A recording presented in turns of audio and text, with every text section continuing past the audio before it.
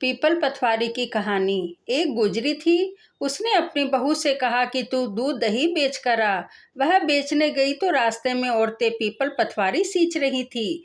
उनको सींचता देखकर बहू ने पूछा कि तुम लोग क्या कर रही हो। औरतें बोली कि हम पीपल पथवारी सींच रही हैं, जिससे अन्न और धन होता है। 12 बरस का बिछड़ा हुआ पति मिल जाता है। बहू बोली, ऐसी बात है तो तुम तो पानी से सींचती हो, मैं तो दूध और दही से सींचूंगी। अब तो गुजरी बहू दूध दही बेचने नहीं जाती थी।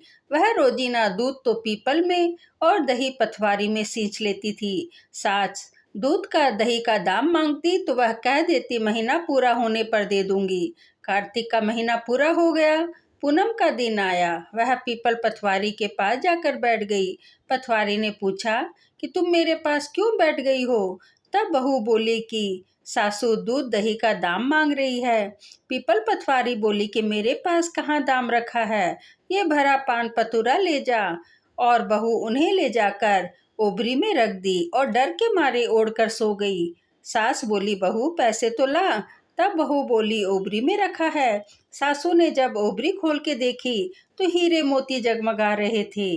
सासू बोली, बहू इतना धन कहाँ से लाई। बहू आकर देखती है तो वहाँ सच्ची में धन भरा हुआ है। बहू ने सासू को सारी बातें बता दी। सास ने कहा, अब की कार्तिक में मैं भी पथवारी सींचूंगी। कार्तिक का महीना आया। सास दूध दही तो बेच आती और हांडी धोकर पीपल पथवारी में चढ़ा देती। आकर बहू से कहती, मेरे से दाम मांग। तब बहू बोली कि सासू जी, क्या बहू भी दाम मांगती है। पर सासू बोली कि तू तो मांग। तब बहू बोली, सासू जी पैसे लाओ। तब वह पीपल पथवारी के पास जाकर बैठ गई। पीपल पथवारी बोली, तू ये पान पतुरा ले जा। उसने भी ले जाकर ओबरी में रख दिया। बहू ने जब खोल के देखा तो उसमें कीड़े मकोड़े कलबला रहे थे। बहू ने कहा, सासू जी ये क्या है। तब सासू ने आकर देखा तो बोला, पीपल पथवारी ने तो मेरे साथ धोखा किया है। तुमको तो धन दिया और मुझे कीड़े मकोड़े दिए। तब सब कोई बोलने लगे कि बहू तो सच्चे दिल से पूजा करती थी और तो उसे धन मिला, और तुम धन की भूखी पूजा करी, इसलिए तुम्हें कीड़े मकोड़े मिले। हे पथवारी माता, जैसे बहू को दिया वैसा सबको देना, जैसा सास को दिया वैसा किसी को भी मत देना। कहानी कहने वाले, सुनने वाले और हुंकारा भरने वाले सभी को देना। कार्तिक का महीना था। सभी औरतें तुलसी माता को सींचने के लिए जाया करती थी। उन्हीं औरतों में एक बूढ़ी माई भी थी, जो कि बहुत ही गरीब थी। वह नियमित रूप से सभी औरतों के साथ तुलसी जी को सींचने जाती और तुलसी जी को सींचकर अपने घर आ जाया करती थी। बूढ़ी माई को तुलसी जी सींचने का यह नियम था कि वे तुलसी सींचते वक्त यह जरूर बोलती थी कि हे तुलसी माता, सबकी दाता, मैं बिड़लो सींचू तेरो, तू कर निस्तारो मेरो। तुलसी माता अड़वा दे, लडवा दे, पीतांबर की धोती दे, मीठा मीठा घास दे, बैकुंठा को बास दे, चटक की चाल दे, पटक की मौत दे, चंदन की काठी दे, झालर की झनकार दे, साईं को राज दे, दाल भात का जीमण दे, एकादशी को दिन दे और श्री कृष्ण को कांधो दे। यह बात सुनकर तुलसी जी हर रोज सूखने लगी। एक दिन भगवान ने पूछा कि तुलसी, तुम क्यों सूखती जा रही हो। तुम्हारे पास तो रोज इतनी सारी औरतें आती हैं और तुम्हें सींचती हैं और तुम्हें मीठा भोग लगाती हैं और गीत भी गाती हैं। तब तुलसी माता ने कहा कि एक बूढ़ी माई रोज आती है और हर रोज इस तरह कहती है, तुलसी माता सबकी दाता, मैं बिड़लो सींचू तेरो, तू कर निस्तारो मेरो। तुलसी माता अड़वा दे, लडवा दे, पीतांबर की धोती दे, मीठा मीठा घास दे, बैकुंठा को बास दे, चटक की चाल दे, पटक की मौत दे, दाल भात का जीमड़ दे, चंदन की काठी दे, झालर की झंकार दे, साईं को राज दे, 11 को दिन दे और श्री कृष्ण को कांधो दे। तब तुलसी माता ने भगवान को सारी बातें कह दी और कहा कि मैं सब कुछ तो दे दूंगी, लेकिन आपका कंधा कहाँ से दूंगी। तब भगवान कहने लगे कि वो मरेगी तो कंधा मैं दे आऊँगा, तुम चिंता मत करो। और कुछ समय बाद बुढ़िया माई का देहांत हो गया। तब सारे गांव वाले जमा होकर अर्थी सजा कर ले जाने लगे, परंतु वह तो इतनी भारी हो गई कि उठाए उठे ही नहीं। तब सब कहने लगे कि ये बुढ़िया माई तो पापिन थी, पाप की माला जपया करती थी, बहुत से पाप किए होंगे तभी इतनी भारी हो गई है, उठाए उठती ही नहीं है। तब ब्राह्मण के वेश में भगवान आए और पूछने लगे कि भाइयों, ये भीड़ कैसी है।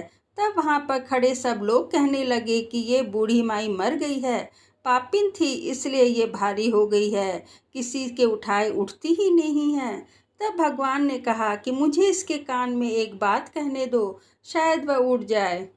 तब भगवान ने बुढ़िया माई के पास जाकर उसके कान में कहना शुरू किया, ए बुढ़िया माई सुन, अड़वा ले, लडवा ले, पीताम्बर की धोती ले, मीठा मीठा घास ले, बैकुंठा को बास ले, चटक की चाल ले, पटक की मौत ले, चंदन को काट ले, झालर की झनकार ले, दाल भात का जीमण ले और कृष्ण को कांधो ले।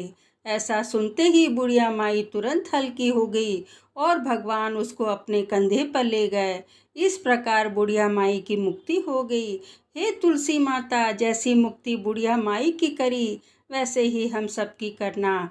जैसे कृष्ण का कांधा उनको मिला वैसे ही हम सबको भी देना। बोलो तुलसी माता की जय, विष्णु भगवान की जय, कृष्ण भगवान की जय, शालिग्राम भगवान की जय। किसी गांव में एक साहूकार था। उसके एक बेटा और एक बहू थी। साहूकार की बहू बहुत ही संस्कारी, आदर्शवती व पतिव्रता स्त्री थी। पूरे घर का काम अच्छी तरह से संभाल लेती थी। वह बहुत सुंदर थी। बहू ने नियम ले रखा था कि वह किसी भी पर पुरुष के सामने नहीं जाएगी। पूजा पाठ दान पुण्य में उसकी बहुत रुचि थी। हर वर्ष कार्तिक स्नान व्रत जरूर करती थी। कार्तिक में वह गंगा स्नान के लिए अवश्य जाती थी, लेकिन कोई पर पुरुष ना देख ले इसलिए वह सुबह तड़के ही स्नान कर लेती थी। एक बार कार्तिक माह में उस नगर के राजा के बेटे ने भी कार्तिक स्नान का विचार किया। जब वह सुबह गंगा जी के आया तो देखता है कि घाट गीला है। वो हैरान होकर सोचने लगा, मैं इतनी जल्दी स्नान करने आया हूँ, पर मुझसे भी पहले कौन स्नान करके चला गया। रोज यही होता रहा। वह सोचता रहता कि इतनी सुबह कौन आया होगा। कार्तिक महीने के अंतिम 6 दिन बचे थे कि साहूकार की बहू स्नान करके वापस जा रही थी और उसी समय राजा का बेटा स्नान के लिए आ रहा था। आवाज़ सुनकर बहू जल्दी जल्दी जाने लगी, पर जल्दबाजी में उसकी माला व मोचड़ी उसी घाट पर छूट गई। राजा का बेटा जब घाट पर पहुंचा तो उसने वह माला और मोचड़ी देखी तो वो समझ गया कि यहाँ कोई स्त्री आती है जो मुझसे पहले स्नान करके जाती है। उस राजा के बेटे ने उस माला और मोचड़ी को हाथ में उठा लिया और सोचने लगा कि जिस स्त्री की माला और मोचड़ी है वो इतनी सुंदर है तो वो खुद कितनी सुंदर होगी। उसके मन में पाप आ गया। उसने पूरे गांव में घोषणा करवा दी कि जिस स्त्री की यह माला और मोचड़ी है वह 5 रात मेरे पास आएगी। सारे गांव में थू थू होने लगी, लेकिन राजा का बेटा है, कोई बात टाल नहीं सकता था। साहूकार की बहू ने राजा के बेटे को संदेश भिजवाया कि यह माला और मोचड़ी मेरी है। मैं 5 रात गंगा जी के घाट पर आऊंगी। वहाँ मुझसे जो कहना है कह लो। साथ ही एक साक्षी को ले आना जो यह साख भर सके कि मैं 5 रातों तक वहाँ आई थी। राजा के बेटे ने कहा, इस परम सुंदरी को तो बस मैं ही देखूंगा। अपने साथ उसने अपने एक सुआ यानी बोलने वाले तोते का पिंजरे में बंद करके घाट के किनारे पेड़ पर टांग दिया और खुद वहां बैठ गया। उस स्त्री के सपने संजोने लगा। बहू रात को जब घाट पर आई, पहली पौड़ी पर पैर रखा और बोली, हे कार्तिक के ठाकुर, राई दामोदर, पांचों पांडु, छठे नारायण, भीखम राजा, मुझ पर कृपा करो, मेरी लाज रखो। उस पापी को नींद आ जाए। तभी राजा के बेटे को नींद आ गई।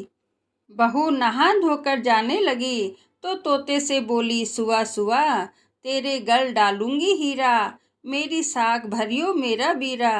तब सुआ यानी तोता बोला कि कहीं बीरा भी साग भरता है क्या? तो फिर वह फिर बोली, सुआ सुआ सुबह तेरे पग घालूंगी नेवर, साग भरियो मेरे देवर। सुआ ने कहा, ठीक है भाभी, मैं तेरी साख भरूंगा। और वह चली गई।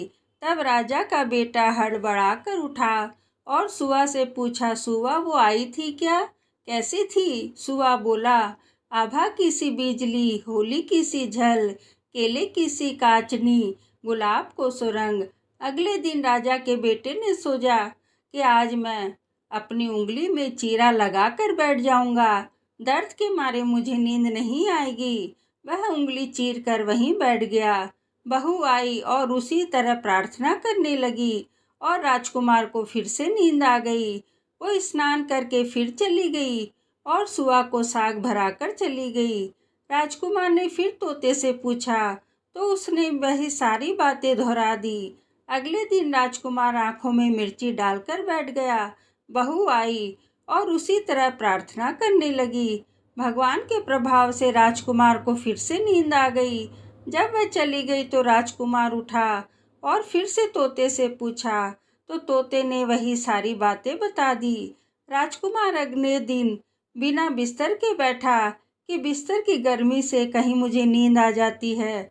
बहू आई और प्रार्थना करी और सुबह स्नान करके फिर से चली गई। राजकुमार फिर उठा तो तोते से पूछा। सुआ ने फिर वही सारी बातें बता दी। अगले दिन राजकुमार अंगीठी जलाकर बैठ गया। साहूकार की बहू आई और प्रार्थना करी, भगवान 4 रातों से निकल गई, अब ये अंतिम रात है, इसे और निकाल दो। भगवान ने फिर उसकी बात रखी और राजकुमार को फिर से नींद आ गई। जब वह जाने लगी तो तोते से बोली, इस पापी को कह देना कि 5 रातें पूरी हो गई हैं, वह मेरी माला और मोचड़ी मेरे घर भिजवा दे। सुबह राजकुमार की आंख खुली तो तोते से पूछा, क्या वो आई थी? तोता बोला, हाँ आई थी और उसने अपनी माला और मोचड़ी मंगाई है। यह सुनकर राजकुमार सोचने लगा कि वह तो सत की थी, तभी तो भगवान ने उसका सत रखा है। कुछ दिनों बाद राजकुमार को कोढ़ हो गया। राजा ने ब्राह्मणों को बुलाकर पूछा कि मेरे बेटे के शरीर क्यों जल रहा है? तो उसने कार्तिक स्नान भी किया है। तब ब्राह्मणों ने बतलाया कि इसने किसी पतिव्रता स्त्री पर बुरी नजर डाली है, इसलिए ऐसा हुआ है। राजा ने जब इसका उपाय पूछा तो ब्राह्मणों ने कहा, जब वह उस साहूकार की बहू के धर्म का बहन बनाएगा और उसके नहाए हुए जल से स्नान करेगा, तभी इसका यह कोढ़ ठीक हो सकेगा। राजा माला और मोचड़ी लेकर साहूकार के घर गया और बोला, यह माला और मोचड़ी बहू की है, ये ले लो और अपनी बहू के नहाए हुए जल से मेरे बेटे को नहला दो। साहूकार बोला, महाराज वो तो किसी पराये पुरुष का मुंह तक नहीं देखती है, आप इसे इस नाली पर बिठा दीजिए, जब वो नहाएगी तो उस पानी से आपका पुत्र नहा लेगा। राजा ने ऐसा ही किया। कुछ समय बाद उसका कोढ़ ठीक हो गया। हे पंचभीखु देवता, जैसे आपने साहूकार की बहू का सत रखा, वैसा ही सबका रखना। जय श्री कृष्णा। लपसी तपसी की कहानी। एक लपसी एक तपसी था। तपसी तो भगवान की तपस्या करता। लपसी रोजीना 1.25 सेर की लपसी बनाकर भगवान को भोग लगाकर और घंटी बजाकर जीम लेता। एक दिन दोनों जन लड़ने लग गए। लपसी बोला, मैं बड़ा। तपसी बोला, मैं बड़ा। इतने में नारद मुनि जी आए और पूछने लगे कि तुम लोग क्यों लड़ रहे हो? तब लपसी बोला कि मैं बड़ा, और तब तपसी बोला, मैं बड़ा क्योंकि मैं भगवान की तपस्या करता हूँ। नारद जी बोले कि तुम लोग का फैसला मैं करूँगा। दूसरे दिन तपसी नहाकर जब आने लगा तो नारद जी ने 1.25 करोड़ का मुंदड़ा तपसी के सामने गिर दिया। वो आँख खोलकर देखा तो मुंदड़ा रखा हुआ है, तो वो उठाकर अपने पाँव के नीचे दबा के रख लिया और तपस्या करने लग गया। और वहीं पर ही लपसी 1.25 सेर की लपसी बनाकर भगवान को भोग लगाकर और घंटी हिला करके जीम लिया। इतने में नारद मुनि जी आए और दोनों के पास बैठ गए। दोनों जन पूछने लगे कि कौन बड़ा है। नारद जी तपसी से बोले कि तेरा गोटा उठा, और उसका पाँव जैसे ही उठा मुंदड़ा उसके नीचे से निकला। तब नारद जी बोला कि मुंदड़ा चुराने से तुम्हारी तपस्या भंग हो गई है, तो लपसी बड़ा है। तपसी कहने लग गया कि अब मेरी तपस्या का फल कैसे मिलेगा। नारद जी बोला, तेरी तपस्या का फल कार्तिक नहाने वाली देगी। सब कहानी कर लेगी, तेरी कहानी नहीं कहेगी तो कार्तिक का फल तुमको हो जाएगा।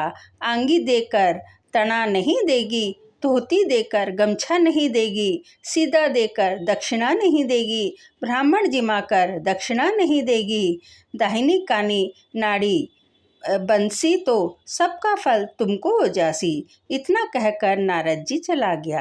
कहानी कहने वाले, सुनने वाले और हुंकारा भरने वाले सभी की मनोकामना पूर्ण करना। विनायक जी की कहानी। गणेश जी महाराज एक सेठ जी के खेत में से निकल रहे थे तो 12 दाना अनाज का तोड़ लिया। पीछे गणेश जी के मन में विचार आया कि ये तो सेठ जी के यहाँ चोरी हो गई। गणेश जी सेठ जी के यहाँ 12 बरस के लिए नौकरी करने लग गए। एक दिन सेठानी लिमट कर राख से हाथ धोने लगी तो विनायक जी सेठानी का हाथ मरोड़ कर राख छीन ली और माटी से हाथ धुआ दिया। सेठानी सेठ जी से बोली कि ऐसा क्या नौकर रखा है जिसका नौकर की जात होकर भी मेरा हाथ मरोड़ दिया। सेठ जी गणेशिया को बुलाकर पूछे कि तू सेठानी का हाथ कैसे मरोड़ा। तब वो बोला कि सीख की बात बताई हूँ, ये राख से हाथ धो रही थी। सो राख से भी कभी हाथ शुद्ध होते हैं क्या? राख से हाथ धोने से घर की रिद्धि सिद्धि चली जाती है, माटी से हाथ धोने से आती है। सेठ जी सोचा कि गणेश जी है तो बहुत शाना। थोड़े दिन बाद कुंभ को मेला आया तो सेठ जी बोले कि गणेशिया सेठानी को नहला लाओ। गणेश जी साथ में चले गए। सेठानी किनारे पर बैठकर नहाने लगी तो आगे ले जाकर के गोता खुआ ले आए। घर आकर सेठानी सेठ जी से बोले कि गणेशिया का ये क्या काम हुआ, मेरी इज्जत ले ली। इतने आदमियों के बीच में से आगे ले जाकर घसीट कर मेरे को नहला के लेकर आया। गणेशिया से बोला तो बोला कि किनारे पे बैठकर छपक छपक कर रही थी, सबके नहाए हुए पानी से नहा रही थी। आगे ले जा कर के नहलाने से इसका जन्म में बहुत बड़ा राजपाट मिलेगा, जिससे आगे ले जाकर नुहा लिया। सेठ जी सोचा गणेश है तो बहुत शानो। एक दिन घर में होम हो रहा था। सेठ जी बोला कि गणेशा सेठानी को होम में बुला के ले आओ। सेठानी को बुलाने गए तो सेठानी काली आंगी पहन के चलने लगी। तो गणेशिया ने आंगी फाड़ दी और बोला कि लाल आंगी पहन के चलो। सेठानी गुस्सा होकर सो गई। सेठ जी आकर पूछे कि क्या बात है। सेठानी बोली कि गणेशिया मेरी आंगी फाड़ दी। गणेशिया को बुलाकर पूछा तो वो बहुत बदमाशी करने लग गया है। गणेशिया बोलने लगा कि सेठानी काली आंगी पहन के जानी थी तो मैं उसको निकाल कर लाल आंगी पहनने को बोला था। काली आंगी अशुभ होती है और पहनने से काम सफल नहीं होता है। सेठ जी सोचा कि गणेशिया है तो बहुत समझदार। एक दिन सेठ जी पूजा करने लगे तो पंडित बोला कि मैं तो गणेश जी की पूजा मूर्ति लाना भूल गया। गणेश जी बोले कि मैं मन ही मूर्ति इस समझ कर विराजमान कर लो, सारा काम सफल हो जाएगा। यह बात सुनकर सेठ जी को बहुत गुस्सा आया। वो बोला कि अभी तक तो तुम सेठानी से मस्खरी कर रहा था, अब मेरे से भी करने लग गया।